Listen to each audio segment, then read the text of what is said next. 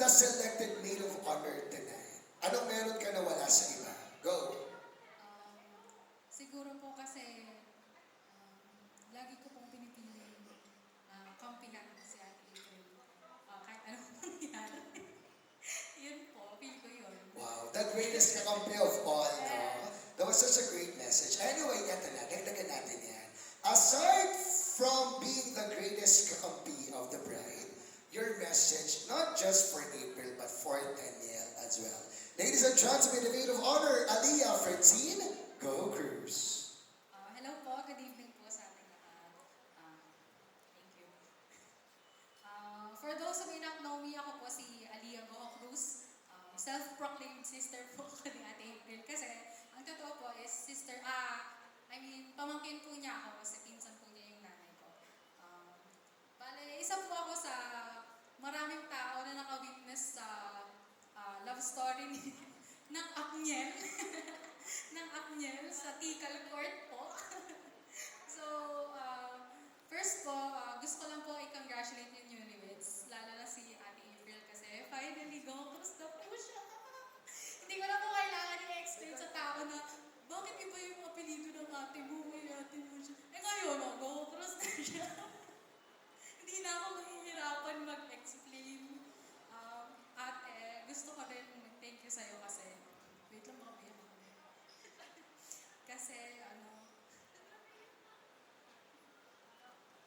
Kasi, I get to experience what it feels like to have an ate.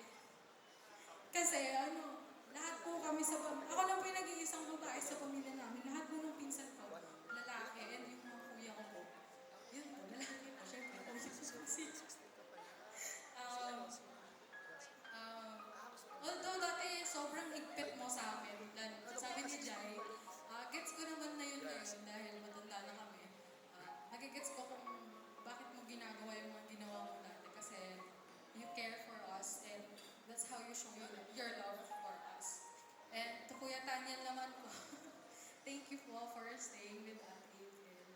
Kasi knowing her personality, sa mga nakakakilala po kay Ate April, she comes up with a very strong personality po.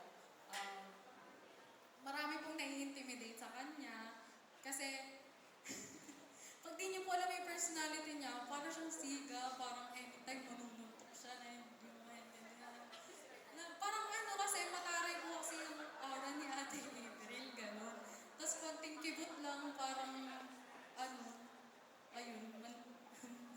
mamimisikan na, gano'n. So,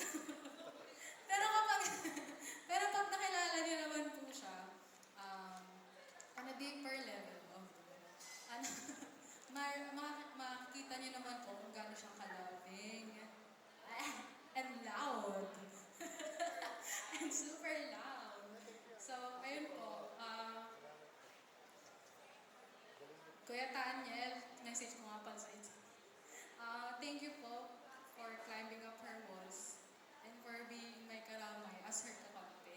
Kasi finally, dalawa na to, yung greatest niyang kakampi. At least ngayon, hindi na ako mag-aalala na meron siyang kinikim-kim. Mga problema madalas nang sinasarili kasi alam ko, may kampi na siya ngayon 24/7. And before po,